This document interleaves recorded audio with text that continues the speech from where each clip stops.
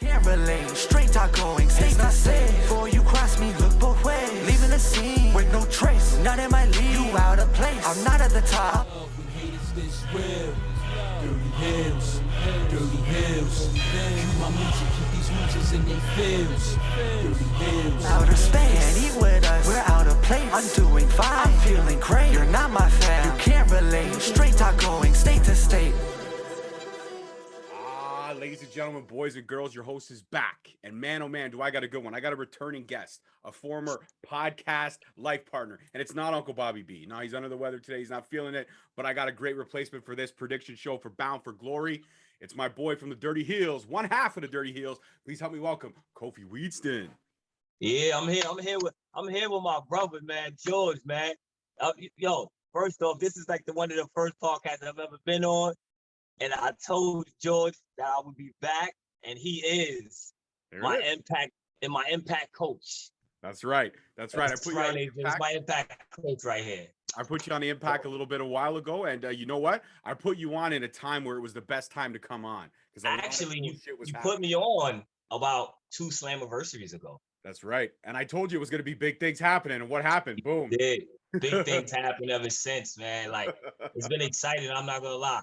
I think they've missed a couple beats, but for the most part, I think with them joining with AEW kept them on top, kept them on rise, kept people watching, you know what I'm saying? Even though AEW wasn't a major impact in their like little success they're having right now, because I don't think that Kenny Omega belt thing had really too much to do. It was like one little segment. But that's what my thought process was. I was actually on Turnbuckle Tavern, which is another great podcast. Shout out to those guys. Shout out to them. And one question that I had to bring a question to the table. My question was, who do you think's benefited the most from the Forbidden Door? And I was ready gung ho to be like, Impact has suffered. Impact, and they actually turned the corner and said, well, no. Think about television ratings when Kenny's there. The ratings have gone up. Think about pay-per-view sales. And at the end of the day, I forgot for a split second that wrestling is a business, but that's just because I'm such a fan. But one thing that they did mention to me is the person that benefited the most from this whole Forbidden Door thing was NWA, because the National Wrestling Alliance for a long time had no shows, but they had representation in Thunder Rosa, Serena Deeb. Their belt was defended on multiple AEW Dynamites and pay-per-views. So there was all kinds of representation for NWA with Thunder Rosa. Now that she's officially with AEW, still the representation was there and they benefited the most. So shout out to Turnbuckle Tavern, because they helped me realize that I could be a hater if I wanted to. And I was a little salty about AEW. I didn't like Kenny Omega having the Impact title. I understand he's the belt collector and I understand the reasons why. I just didn't like that how long they kept it on him, should I say. Yeah.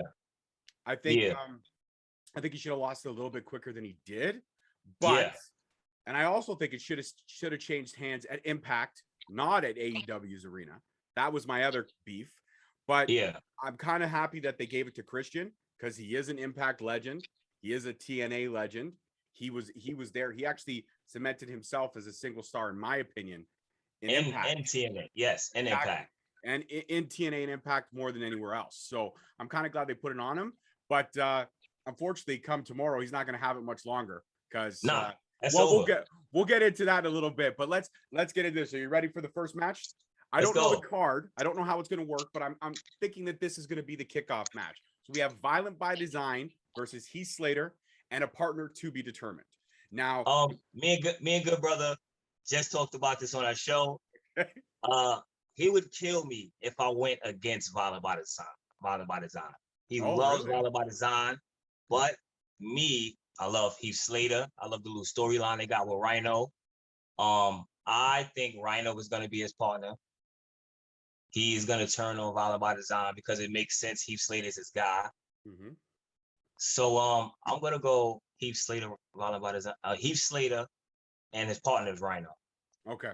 Well, you know what? I would have to concur with you, but I'm still going to say that Violent by Design is going to take this, because Eric Young, Cody Deaner, and even Joe Doring. I'm not a fan of Joe Doring. I'm not. But those 3 guys are too good. And Cody Deaner has played this story to perfection so well. Yeah, the cousin. I don't see the undoing of Violent by Design being a Rhino turning. I see this going past that, but I see Violent by Design winning, or actually I see Violent by Design winning but not winning. So they're going to get disqualified for going ape shit and beating the crap out of both of them. But this storyline is going to build until Hard to Kill. That's my honest opinion. Well, who do you see Heath Slater bringing as a partner, if not Rhino? I agree with you. Rhino. It's going to be Rhino. You're right. Rhino's going to turn coat, but the storyline's not going to end here. It's going to start here. It'll end at Hard to Kill in January. That's when it'll end, but it'll start here, and it'll be Rhino and Heath versus the remainders of Violent by Design. And then eventually they're going to creep away Cody Deaner. They're going to make him kind of turn face again because he's been a heel for a little bit now. And then eventually it'll just be Joe Doring and Eric Young imploding on themselves, leaving Eric Young to wonder what his next master plan is going to be. Because Eric Young is so good at manipulating that you know he will be back. But I think that that's the best way to kind of go up that peak. Would you agree? Yeah, I like it. I like it. I'm not gonna lie. I like it. Great storytelling right there, man. Great storytelling, man. I've always said I should be a booker, but nobody listens.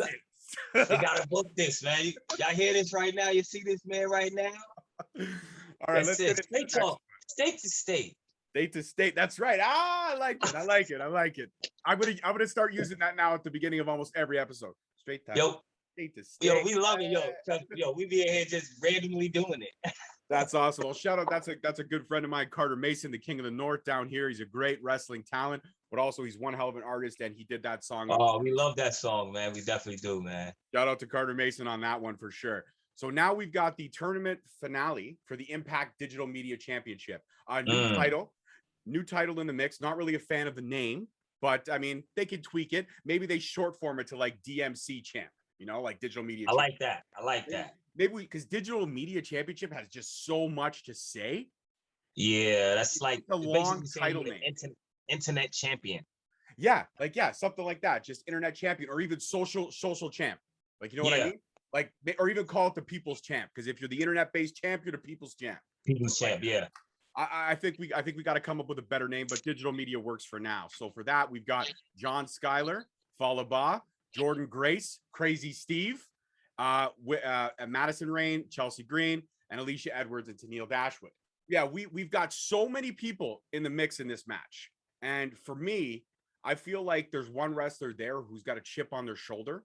And I feel like he needs to cement himself rather quickly because he's done such a great way of controlling the narrative, if you will. And that's John Schuyler. I love John Schuyler. I love everything he brings to the table. I love how he's revamped himself, how he's controlled his narrative, working with EC3 and all those great vignettes that they've been doing all over the internet. Definitely. I actually reposted off of you guys the one that they did, which I thought was phenomenal. And yeah, man. So for me, John Schuyler's my pick in this one. I think John Schuyler's going to be the inaugural champion. I just don't see it going any other way. But my dark horse, if I had to pick, Crazy Steve. There's just something about Crazy Steve. You can see the autograph right back there. There's just something about Crazy Steve that keeps me entertained. And so John Schuyler for the win, but Crazy Steve is my dark horse. Who do you got? All right, I'm going to go with a woman. Okay. Me and good brother talked about this. I see Jordan Grace winning or Chelsea Green. It would, for me, to win. Chelsea Green's fresh off her little comeback. She does have the buzzing. She had buzzing a while. Jordan Grace is just a great wrestler who deserves everything you're gonna give her. Great wrestler all around. So for me, I would have to go with one of those two women. I'm a big Jordan Grace fan since day one. So I have to go Jordan Grace or Chelsea Green. I'm not mad at that either. I think those are both great picks. I just you know what? There's something about John Schuyler that keeps, like I said, he keeps me entertained. And it's not because he's a friend of the show. It's just because he is a phenomenal talent. And I'm so glad to see a lot more eyes on him because he deserves that and he deserves more. But if he wins, then I know you're dealing insider trading. Yes, inside information. I'm gonna get arrested and it's a huge federal offense if you have insider wrestling information.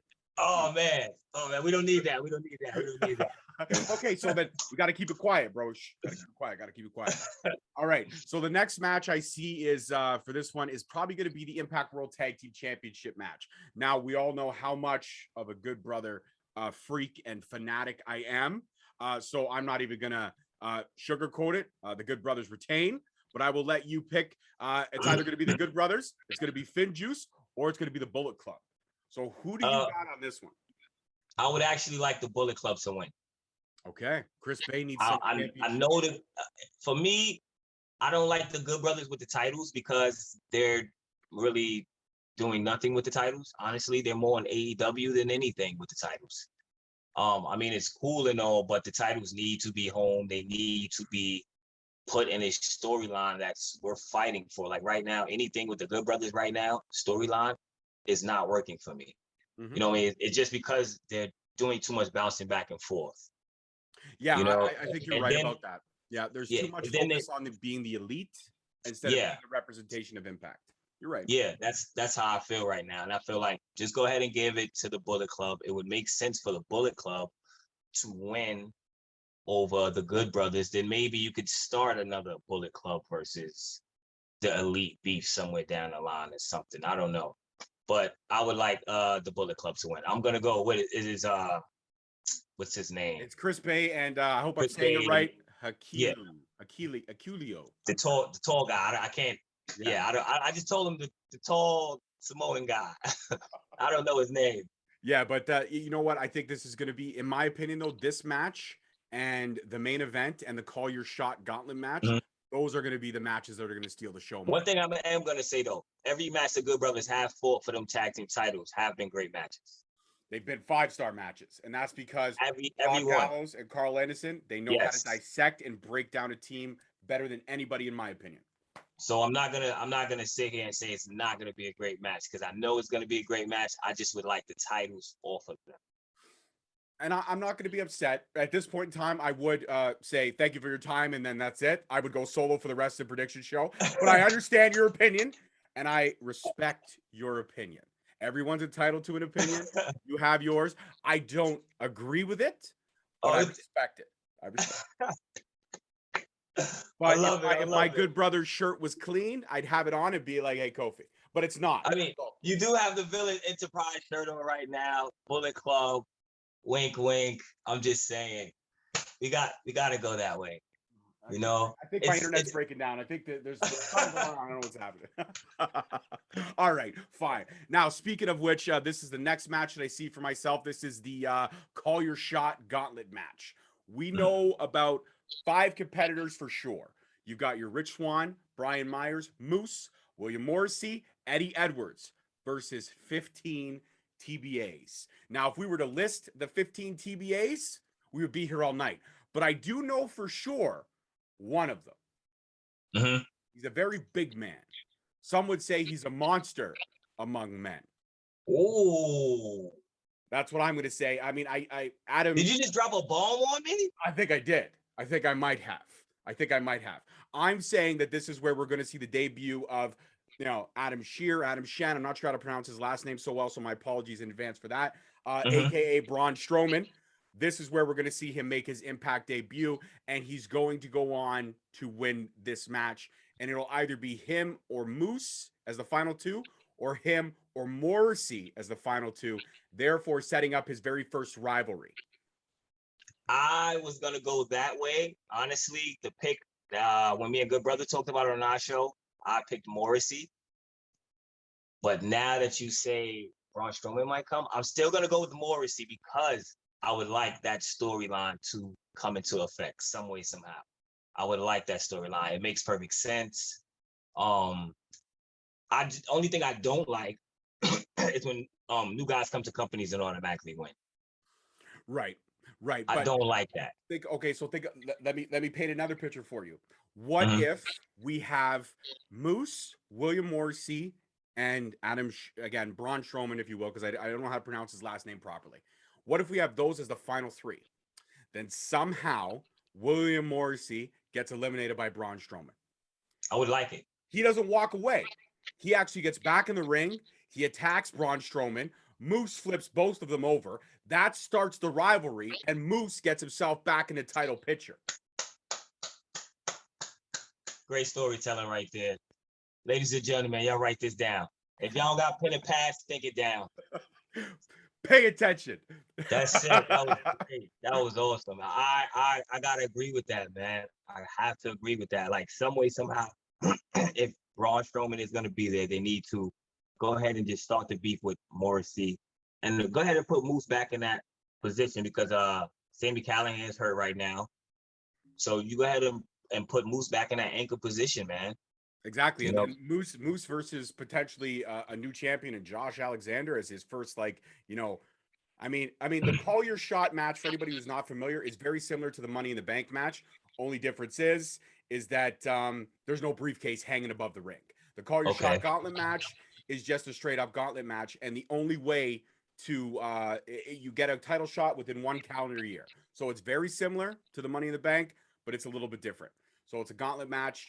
Again, there's no elimination. So I don't know exactly how it would work, but I'm thinking, again, Braun Strowman would come out, pin Morrissey or whatever, and then Morrissey would come out as Braun Strowman gets to the final stage, and that's how it worked. But of course, if I had a dark horse in this one, also, I forgot to mention Chris Sabin. Chris Sabin's in there as well. So Chris Sabin is a dark horse. I mean, he's an Impact and TNA OG. He's a veteran there. He's been around, and he could still put on 5-star matches. That guy is an incredible talent. So if I had to pick a dark horse, it would be Chris Sabin. But I mean, in order to introduce Andrew, Braun Strowman, whatever his new name is going to be, to introduce him to the Impact world, you've got to put him in with one of the biggest dogs. So he's either got to start a rivalry with Moose, or he's got to start a rivalry with Morrissey, because those are the 2 biggest men in the company next to Josh Alexander, but he's already got another storyline working. So it wouldn't work.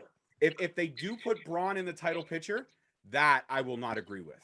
He has to work his way. I wouldn't agree with it right away. Yeah, let him work for it, right? Let him work for it, let him build up. Don't put him in it right away. Like I feel like sometimes they do that for money. And when it's all these other guys that's still waiting in the ring that probably could do the same thing, but you just haven't given that opportunity. You know what I mean? Like, hence Trey Miguel.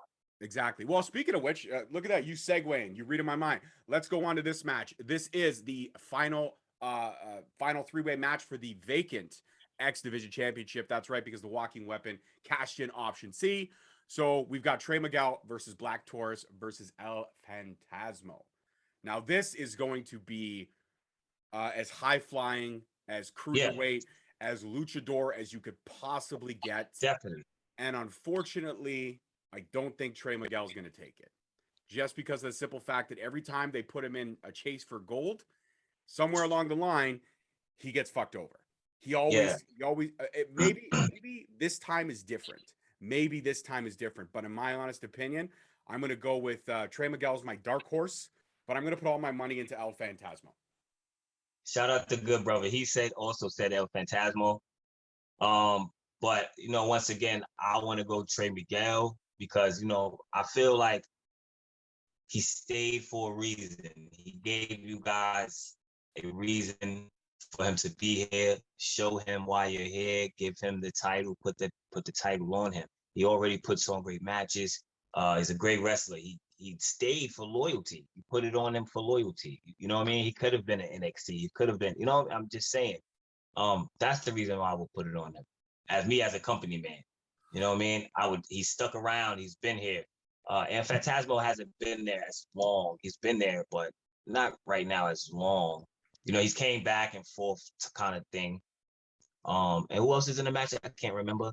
Black Taurus. Yeah. That's just Trey Miguel's. I'll be honest, I do not like Black Taurus, bro. I don't disagree with you, but I mean, I gotta say, like, if somebody gave me a mask like that, I'd rock it. I would. I'd wear it too. I would too. I'm gonna be honest. I'd walk my daughter to school with it. Fucking right. No, absolutely. All right, let's get into some Knockouts Tag Team Championship action, shall we? How about the Decay, Rosemary and Havoc versus the Inspiration? It was announced pretty much last week. That's the Inspiration. Cassie Lee and Jessica McKay coming. What did you know? Cassie Lee, Jessica McKay. Cassie McKay. My daughter's name right there. It's my daughter's Wow. name right there. Wow. That's fire. Cassie, that was fire right there, man. So you know what? I have to, just because they are literally my daughter's first name and last name, namesake. I got to give it to the inspiration. I know I agree with you. I don't like it when new wrestlers come in and they get a title shot, but these two ladies are so hot right now. They are so, the wrestling world has been waiting. These two ladies, in my opinion, made the right choice because, yes, Cassie could have easily joined her husband in AEW. And in case you don't know, out there, ladies and gentlemen, her husband is Shawn Spears. So she could have easily joined Shawn Spears in AEW, and she could have got in that oversaturated roster that you and I talked about a long time ago. But Impact is the best because Impact, the roster is very, it's not crazy, but it's a nice size, and they're going to get plenty of camera time, plenty of exposure, plenty of eyes to show what they could do. And I believe these ladies are going to be in for a very long and healthy title reign as your new Knockout Championship tag team champions. So I'm going to put it on the inspiration for sure. I'm gonna agree with you on the inspiration. I know I said I don't like when people come in, but right now for the females in the world wrestling for women right now is hot. Women's wrestling is hot right now. Yep. So I look at Impact's tag team division for women. It's not really too many women there right now. It looks like they're trying to start over. They brought in Savannah Evans for Tasha Steelz. So I see they're trying to start over little by little. So I'm gonna go with inspiration. It would get people talking. It would get people watching. Quick buzz. That's what you need. You know what I mean? Put it on them. Couldn't agree more, man. You're absolutely right. And now we got to get into the undermade event, which could easily be the main event, in my opinion. Deonna Purrazzo defending against the legend, Mickie James. Now, this one is hard because I'm a Mickie James fan. I've been a Mickie James fan from her early days in WWE. Not so much the last run, but everything she's done since she's left the company, the NWA tournament, everything she's done and put on has been nothing short of spectacular. But Deonna Purrazzo is literally probably next to Thunder Rosa and Britt Baker. She is top 3 women in the last 18 months. Since the pandemic started, these 3 ladies have been kicking ass and taking names, in my opinion. So it's got to be Deonna Purrazzo. The title has to stay. You can't end it like this. You can't. I'm gonna go with Deonna Purrazzo too. The whole thing is great storytelling between Mickie James and Deonna Purrazzo. The way she came, the tournament, the whole everything. So I think the whole circle is full circle. It's a great way to put Deonna Purrazzo over for women's wrestling as one of the ultimate women's wrestlers. You know what I mean? Like, she doesn't get the buzz that the Brent Breakers and the Charlottes get right now and the Thunder Roses get right now. But it's time for it. It's her time. You know what I'm saying? She's putting in that work. And like good brother said a long time ago, she is definitely one of the best female wrestlers, if not the best right now, if not number 1 right now. You know what I mean? So it's time for her to get recognition. And I think Mickie James is doing a great job at putting her over right now, if that's the case. You know what I mean? Absolutely. And don't get, again, Mickie James is no slouch. This match will also be one of those matches that might potentially steal the show. But the fact is that Mickie James is a great legend, but that's exactly it. Don't get me wrong. She can still hang in there, but Deonna Purrazzo is the now and the future. I mean, this young lady has such a bright future. Dude, I would love, honestly and truly, I'm not going to lie, man. If the Forbidden Door ever opens and WWE gets off their ass, my dream match would be Deonna Purrazzo versus Becky Lynch. But the winner, you can only win by armbar. That's it. Fire. That's it. That'd be great. That would be my dream match. But that'll never happen because Vince McMahon has his head up his own ass. So it's hard to find a doorknob when your head's up your own ass. You can't open a door if your head's up your ass. They just don't get it yet. They don't, but that's okay. That's it. You know when they'll get it? They'll get it when it's too late to get it. That's when they'll get it. They're usually behind the curve that way. And now, the main event of the evening, the all-Canadian main event. Great White North is represented to the nines in this one. My boy, my personal friend, and that's not showbiz talk because he actually is my personal friend. Not like a best friend or anything, but we talk on a regular because I see him quite often. It shows. Josh Alexander, the walking weapon, your former X Division champion, versus Christian Cage, a TNA legend like we talked at the beginning of the show, an Impact legend, a wrestling legend, Hall of Fame bound, going at each other one-on-one. And Josh Alexander cut potentially the best promo of his life on Thursday. He left it all out there, and even thinking about it now, I got goosebumps up and down my back because he was so passionate. And at the end of the day, Christian Cage may think getting the emotions out of the walking weapon is going to change his focus. It's not. It's going to make, when the walking weapon's angry, he's like laser. It's a problem. It's a problem. It's a huge fucking problem. So I mean, everyone already should know where I'm going with this, but if you don't, my money's on the walking weapon. 15,000 times over, my money's on the walking weapon, and that title is going to be coming home. I got Dirty Hills, gotta agree with you, man. Good Brother's been calling this since the day he's won his title. Good Brother called it and said he was gonna cash in. I gotta shout out him for that. He called it since day one. Oh, he's gonna cash it in. But definitely it makes sense for Josh Alexander to have the title because right now AEW and Christian Cage have a little marriage thing going on.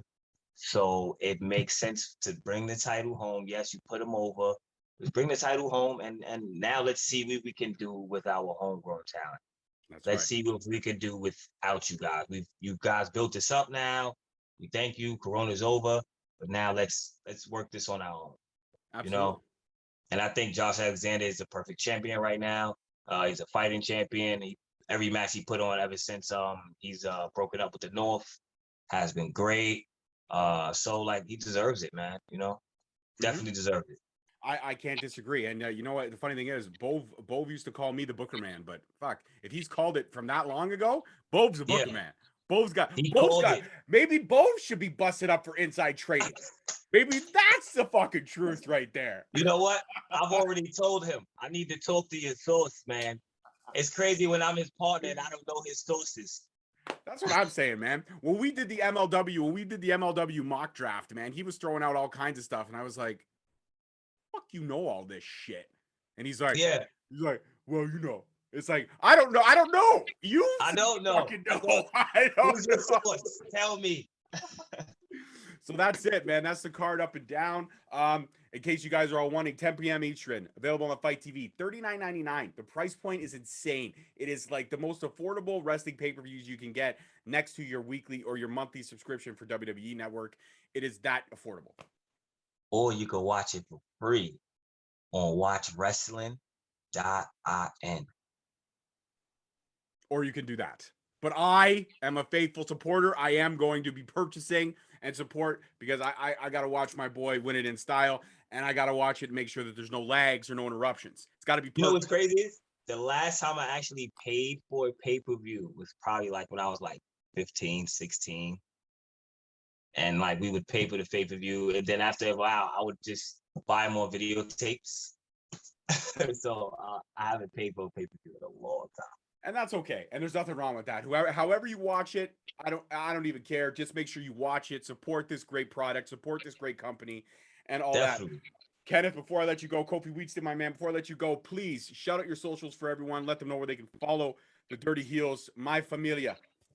You already know what it is. It's your boy Kenneth Stones, aka Kofi Wheatston. What happened to Dirty Heels, man? Shout out to the good brother Bo, the DOE, man. We are the Dirty Hills, man. You can find us on IG, Dirty Hills _132, YouTube, Dirty Hills Podcast, man.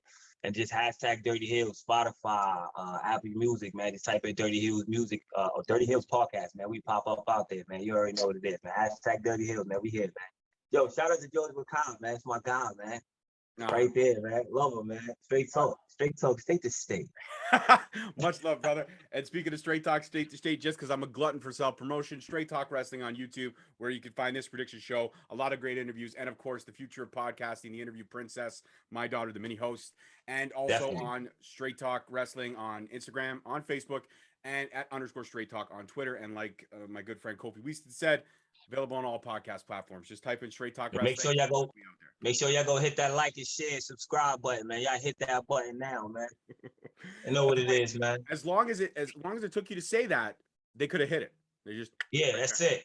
Look, and if they don't hit it, I'm coming through the camera. There it is. Well, thank you so much, brother, for coming on short notice. Much love and appreciation. Don't forget to watch Bound for Glory tomorrow. However you choose to watch it, Peace, love, and wrestling. See you guys next time. Love you, Peace. brother. Love you, brother. Later. Thank you so much for listening. Don't forget to tune in next week for another great episode on all available podcast platforms and hosted on Podbean. Also, check us out on YouTube at Straight Talk Wrestling, on Instagram at Straight Talk Wrestling, on Facebook at Straight Talk Wrestling, and on Twitter at _Straight Talk. And if you feel the need to buy some sweet merch, check us out on ProWrestlingTees.com. Leaving the scene with no trace, not in my league. You out of place. I'm not at the top, I'm outer space. Can't eat with us, we're out of place. I'm doing fine, I'm feeling great. You're not my fan, you can't relate. Straight talk going state to state.